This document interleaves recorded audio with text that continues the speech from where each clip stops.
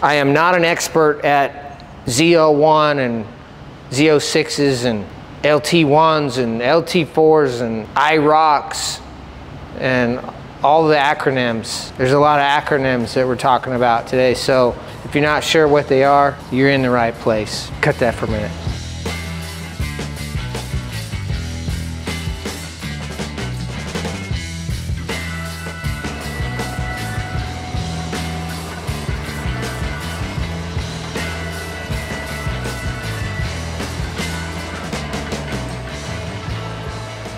I just had a thought. We may not need the engine hoist if I do this right. Might be able to use the forklift to lift the transmission right up to the back of the engine. This time, we will be using an impact.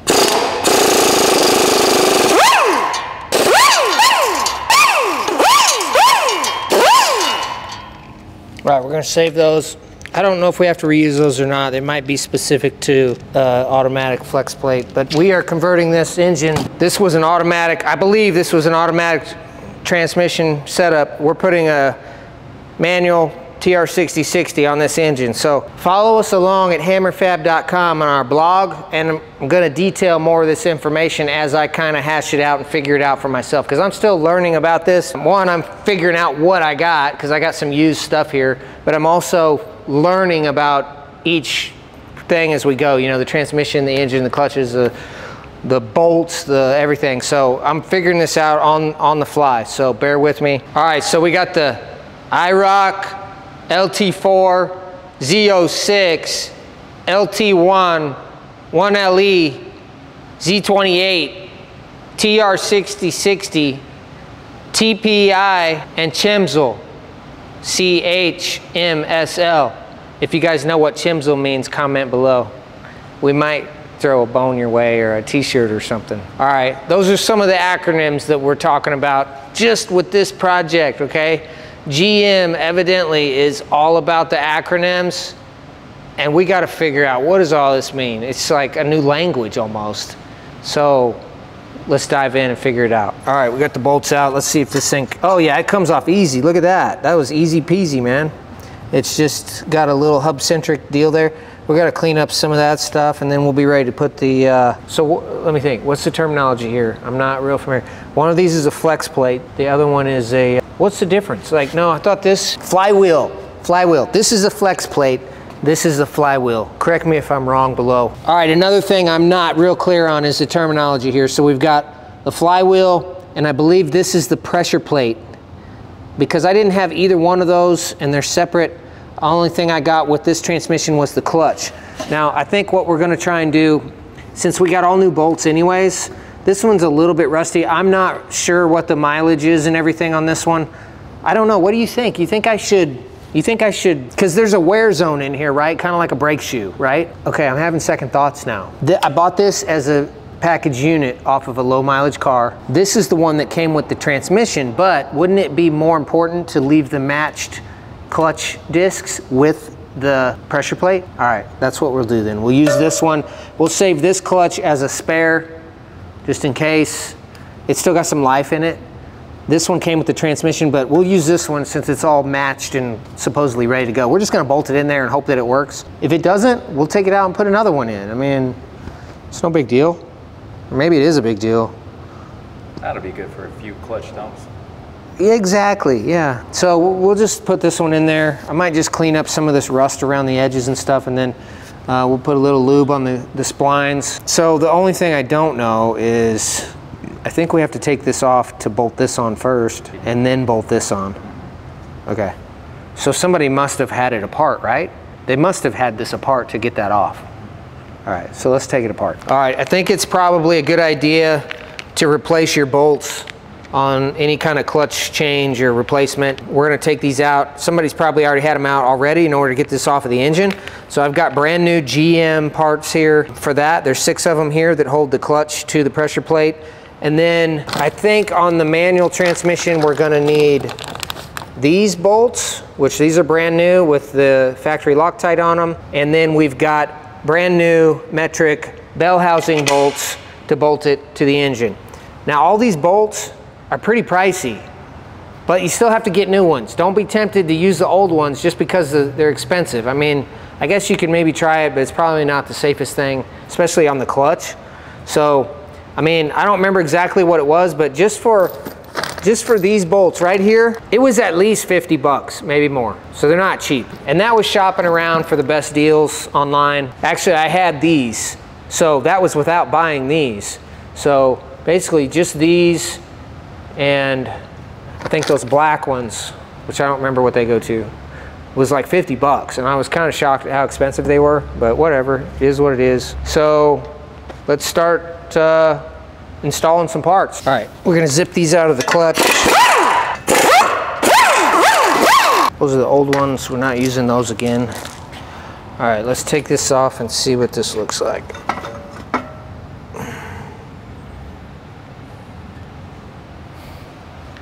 Okay, there is a gear in there. There's like a little cog in there that needs to be lined up. So I'm not gonna spin that. I don't think you can spin that. I guess you could spin that, huh? Like the clutch discs. We're not gonna spin it. We're just gonna leave it how it is. We'll inspect it. It's looking pretty smooth. There's no gouges or nothing, so I'm gonna Scotch-Brite that surface just to get some of the rust off of it. Looks pretty good. It's just a little, I mean, it's obviously it's used. Okay, then we gotta take, I guess maybe I didn't have to take that off. I don't know. Oh, it's on the other side. I didn't have to take that off, I don't think. Let's clean it up anyways, since we're here. Just a red Scotch-Brite. I don't know if that helps or not. Yeah, so that's gotta engage on the pilot, I don't know what you call that, bushing sticking out of the back of the crank. We scuffed the back here, got the rust and the crud off of there. I'm just putting a real thin coat of grease on there just to kind of help it slide together and then preserve it from rusting, so if we ever do change the clutch again, it's easier to get apart. All right, I'm gonna go do the same thing on the back here, the back of the crank. So I have heard that, I don't know about the difference between, if there's a difference in different ZL1s and supercharged engines, but I've heard that LT, you know, some of the LTs had a 6-bolt crank and some of them have an 8-bolt crank. This is an 8-bolt, and so you got to make sure that you match that up with your transmission. All right, so when you're doing this, it's recommended that you replace the pilot bearing, which goes in there, and that helps line up the shaft on the transmission for perfect alignment. So I got a new one of those. I also got this inexpensive installation tool for doing this. So it's just a handle with the correct size inner shaft, and that's going to help support the bearing so you don't damage the bearing during install. So I'm just going to clean this a little bit. There's a little bit of rust in there because this engine's been sitting for a while, so just want to make sure we get that rust out of there, and then we'll put a little bit of grease on it and tap it in. We got the new pilot bearing here that we're going to install. I don't think it matters which direction it goes. It has a little groove here, but it's not like it's not a step, so it goes on there the same both ways. I don't think it matters which way it goes. So we're just going to use a little bit of axle grease here. We're going to put it inside there liberally. You don't want this thing to get bound up. We'll put a little bit on here, and then we'll put a little bit on the tool too, just in case. All right, now you want to make sure that guy looks nice and square. I'm guessing it probably shouldn't take a whole lot of effort to get that in there.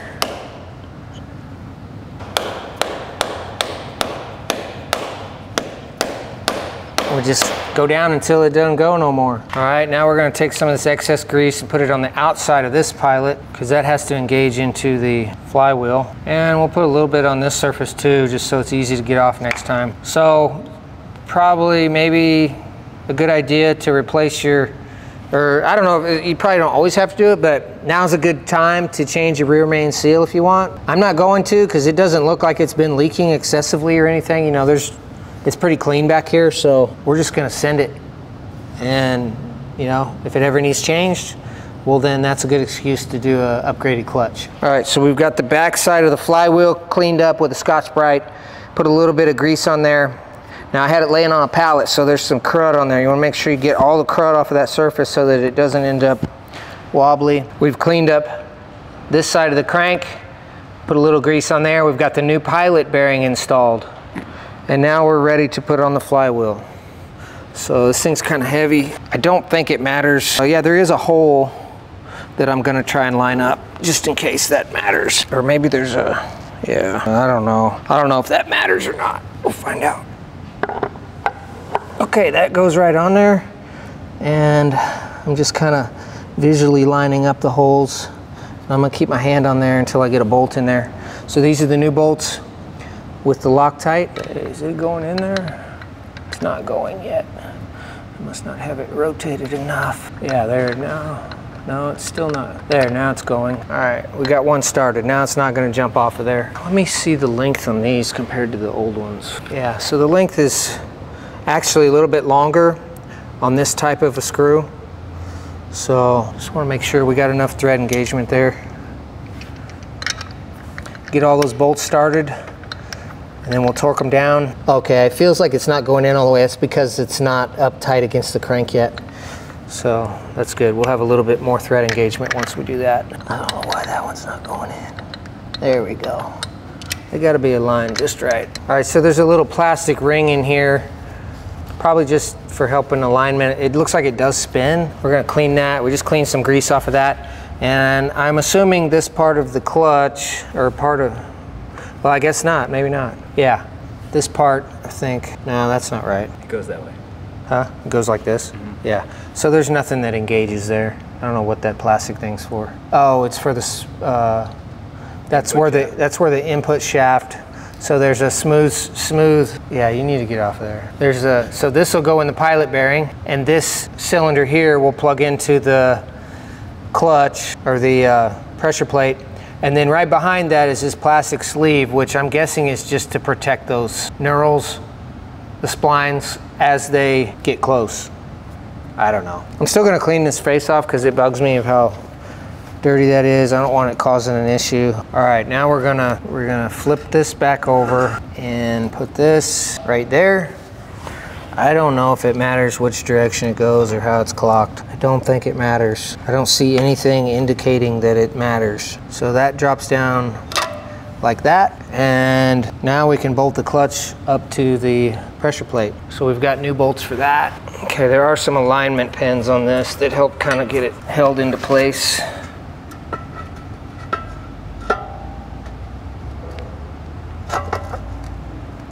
That.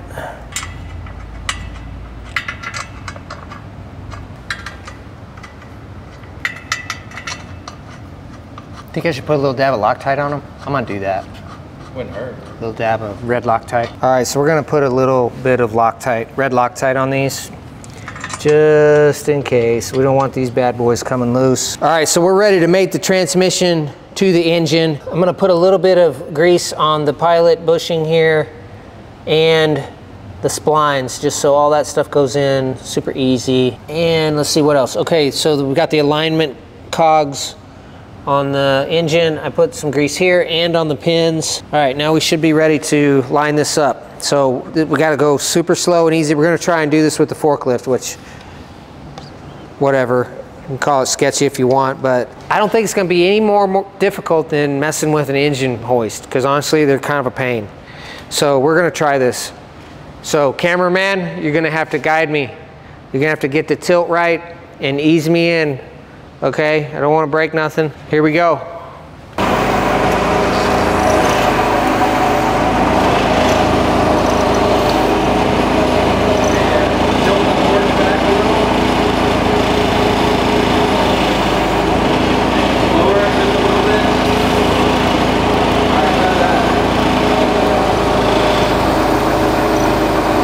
Is it still looking good? Yeah. That pilot bearing's got to be perfect.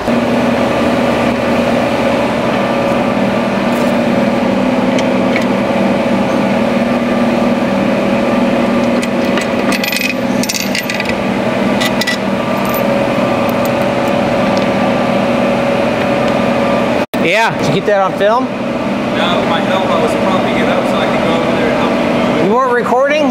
I just stopped it for a second. Oh well, it's all right. I'm not doing it again. That's all right. You look like you needed help. I was gonna give you a hand. Man, that was amazing. Oh well. Well, we got it lined up. First try. First try. I think it's going on there. Put some more bolts in it first.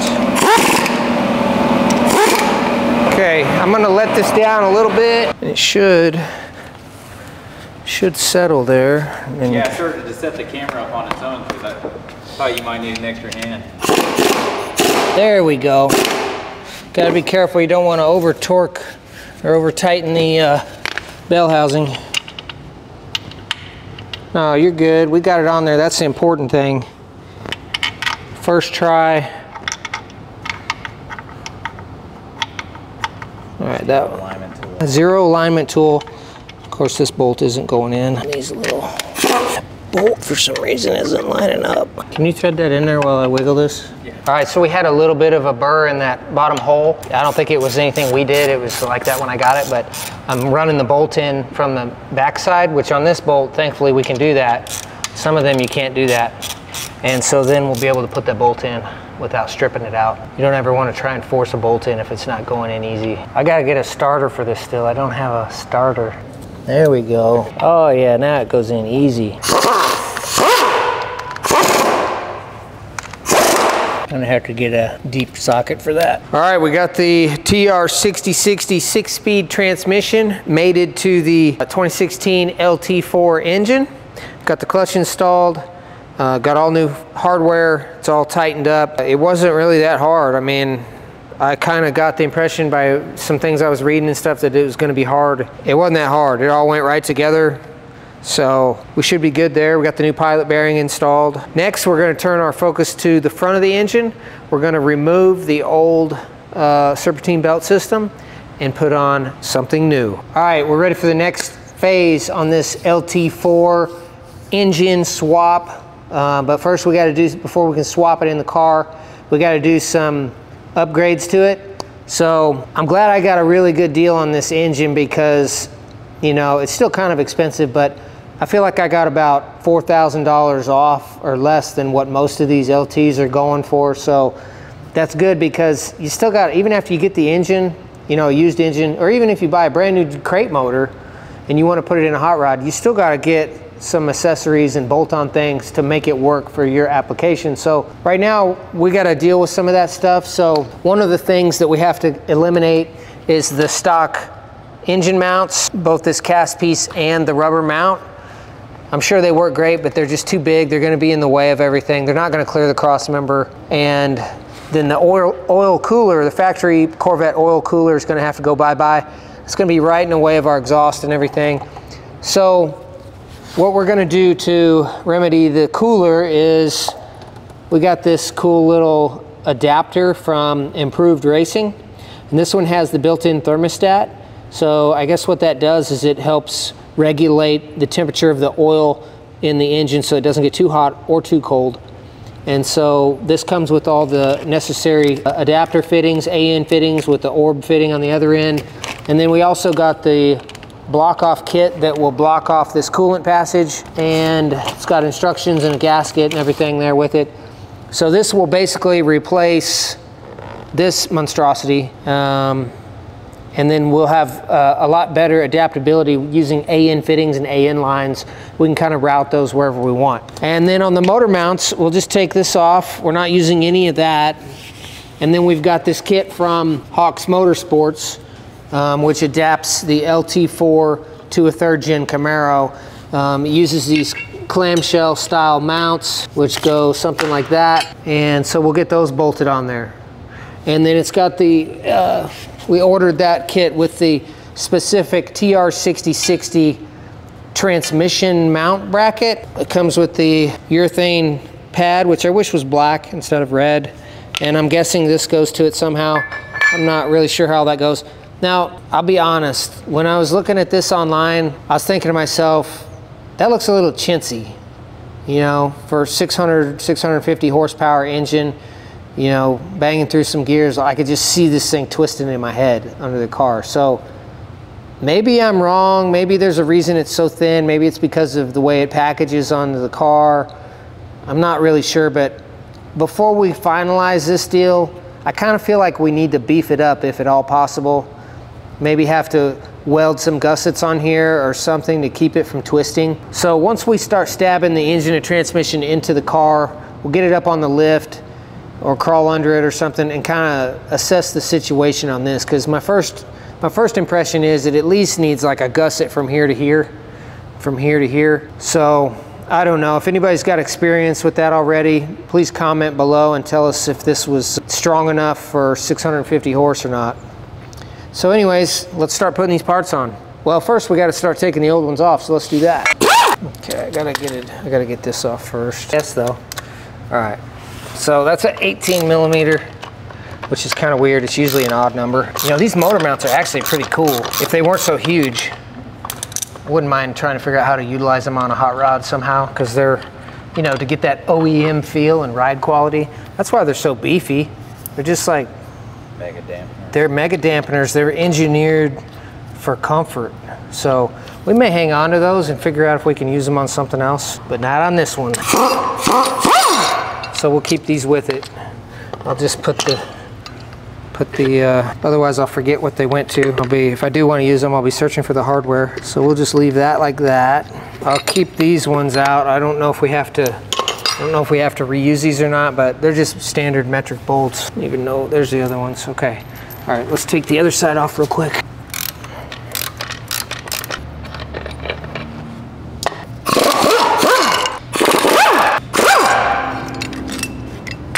I think I have another set of these around somewhere for that other LT4 we're doing on the 2017 GMC truck that we're building. That one's been on the back burner for a while, but we're gonna bring it back. Just had a talk with the customer the other day. Been waiting on a custom chassis for it, but it's getting a GM crate motor LT4. So we're gonna have several of those going on here pretty soon. All right, let's go take that oil cooler off. It's a 13. That one's cool. I'm gonna keep that stud. Every once in a while, a stud like that comes in handy. Metric stud. All right, we don't need that. Now that might be something that I could, no, that hose is, that aluminum thing is wrecked. I mean, maybe somebody could use that. It looks like it's been bent. We're not gonna try and save that. Okay, now I need 2 torque sockets for the bottom. All right, those are like Torx bits. Oh, I guess I could have just taken it off the oil pan, you dummy. Duh. Oh yeah, that thing's, oh, it's got a little oil in it. We'll tip it like that so it doesn't drain all over the place. I'm gonna put these 2 bolts back in here just because, just in case.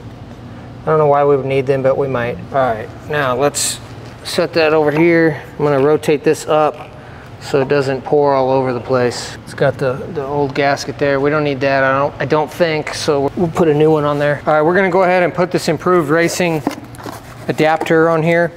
So you can see, once that's out of the way, you got all kinds of room to work with.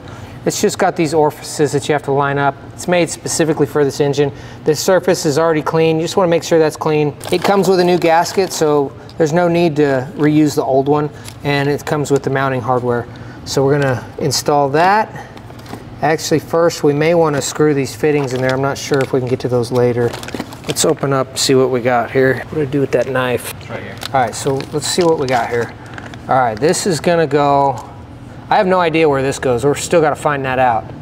But this goes in that hole once we take this fitting out. Oh, that's already loose. Somebody must have had this open already or something, because that's a coolant passage. If that's loose, it's gonna leak. It just came right out, it was hand tight.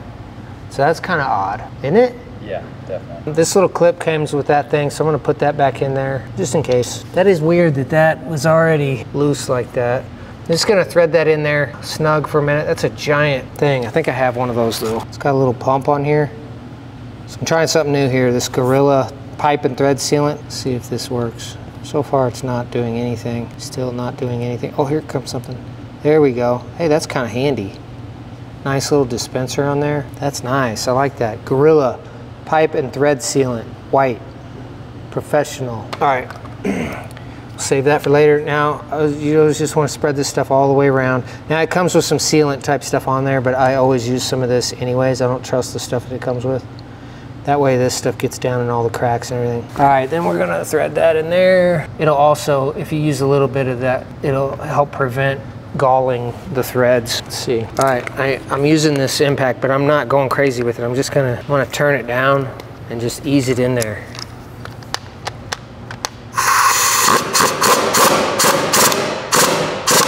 Should be good. All right, so that part's done. Still don't know where this goes, so we'll put that back in the box. Now we've got these other 3 fittings that come with the kit. Oh, there's instructions. Maybe we should look at the instructions. Improved racing, oil cooler adapter for Gen 5 LT and Vortec engines with oil thermostat, made in USA. Okay, it tells you what oil pans it fits. Oh, dang fly just flew right in my face. Tells you what oil pans and stuff it fits and doesn't fit. Tells you what kind of fittings it takes. It says put thread tape on here or the sealant like we're using. Oil the O-rings, put the plug in. We just did that. I don't know, we'll figure out where that cap goes later. We'll read through that more later. All right, we've got 8 ORB orb fittings. So orb stands for, so there's another acronym for you. ORB, orb, stands for O-ring boss. I'm just gonna take a little bit of this oil that's on the floor and put it on that O-ring so it doesn't tear when we put it on, kind of like you do with an oil filter. Okay, so we've got this is a -8 ORB to a -10 AN fitting. So take take that out, and number 3, we'll take that out. I believe they're all the same. One of them gets a plug. So the plug one gives you the option for an out or sensor. So we're gonna put this one in here. You got a line in and a line out, in, out, and then option for a sensor, or you could put a gauge on there or something like that. Temperature gauge, get a little bit more of that oil.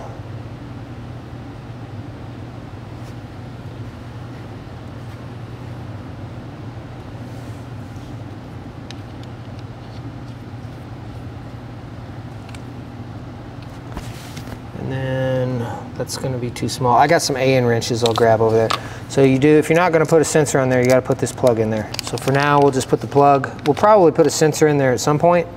I just don't have any of that yet because we're not really certain what gauges we're gonna use. All right, let me go grab an AN wrench and I'll tighten those up before we put it on. All right, whenever you're doing AN fittings, they're usually anodized, so they're kind of delicate and you don't wanna mess them up. So you wanna get you some AN wrenches that are specifically for this. So this cap on top is a -8 because it's a -8 ORB. You just want to make sure that you don't scratch the surface in a circle.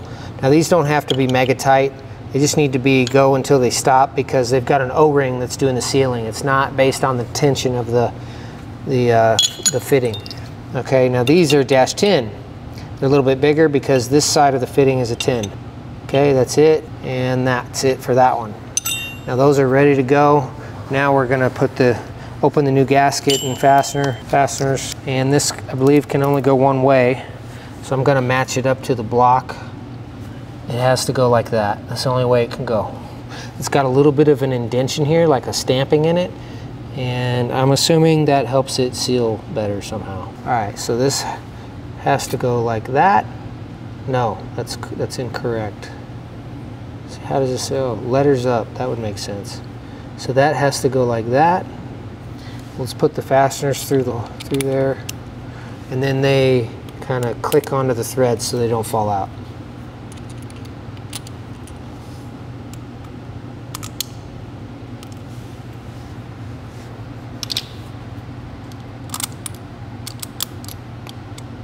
Okay, now I gotta go get a different Allen wrench for that. We've got our bolts started, and now we're gonna install it into the block. It's a metric Allen wrench, so I'm glad that they stuck with metric on this because I don't like having to do jobs where it's metric and standard.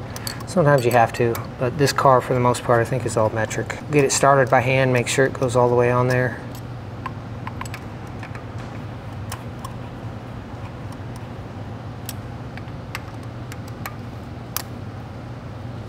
And it feels like on the back it's all the way down, so we're ready to tighten that up. I'm not going to use the impact on that. I'm going to grab a regular ratchet. So first you got to tighten these up.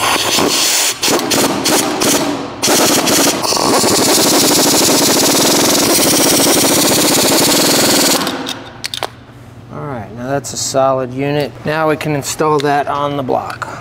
The curved part goes down, comes with the supplied metric hardware.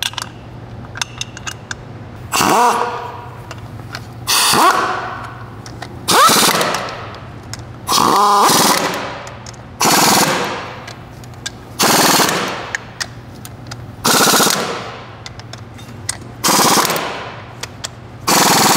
have this on the lowest setting, just so you know. All right, that's nice and stout.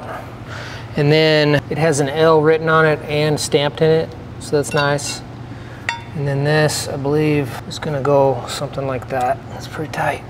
There must be a metal bushing in there. Yeah, I didn't want to go over that. So I don't know if that's the correct side or not. I'll have to look further into the instructions. There, I got it. Yeah, that looks better. I don't know. There's no pictures to show how it goes on there. It doesn't say. It's just the generic instructions for that part. So we'll just have to figure that out once we get it on the car.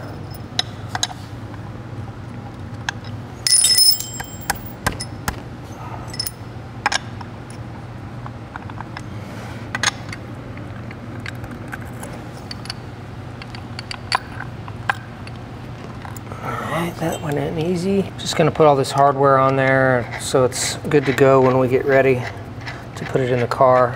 I hope I got that on right, but I don't know. I feel confident. I think that looks pretty good. All right, let's do the other one. All right, let's try this again. Okay, now one thing I don't know is if I got that tang on the right side or not.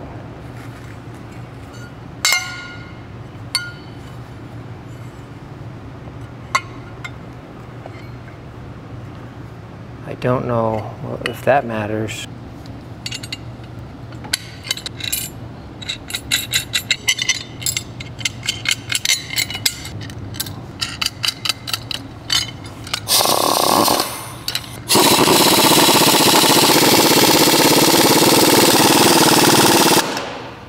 All the holes line right up, goes right on there.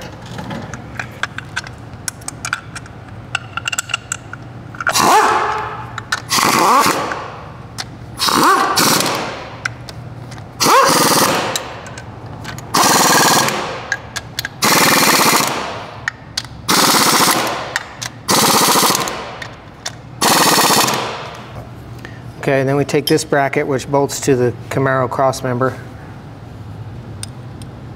Is it upside down? Huh? Upside down. Oh, sorry.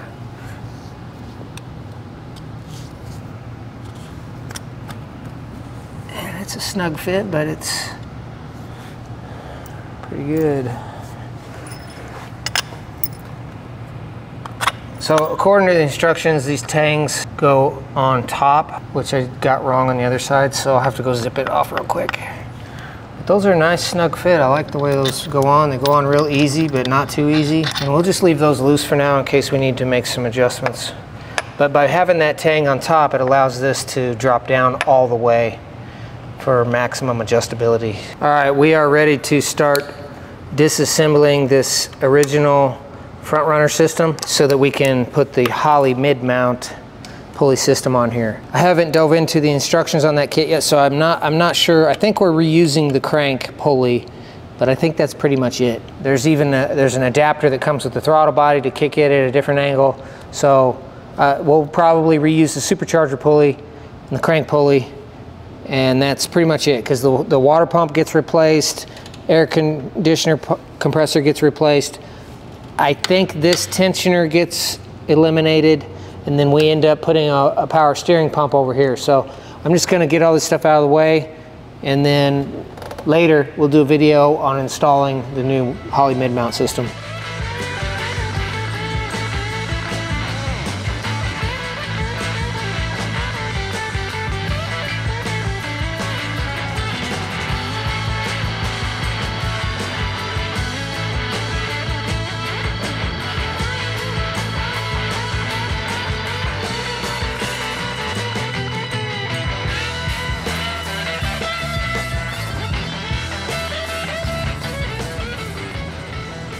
All right guys, thanks for watching this video. That's all we got for today.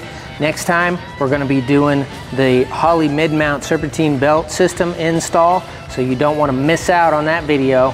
And don't forget to like and subscribe to our channel so you make sure you get notified. See you next time.